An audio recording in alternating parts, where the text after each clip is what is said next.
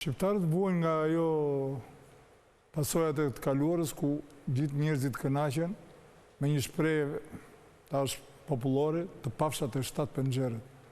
Të pafshat e 7 penxherët është që nga koha e Turqisë, ku dritarët turqit i thoshin penxhere, penxherët ishin penxherët e burgut dhe njerëzit edhe sot nga që janë pa punë, përtojnë të shkojnë në punë e tjera, rinë të fokusuar mbrapa lajmeve dhe duan që nga kryeministri, presidenti, të gjithë që janë të punësuar, duan të jenë burg.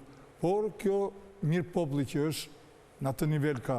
Por kjo po vihet re edhe te prokuroria në momentin që reforma ndresi i dha prokurorit, i dha shansin për të jetë i pavarur, prokurorit ka kaluar në ekstremitet.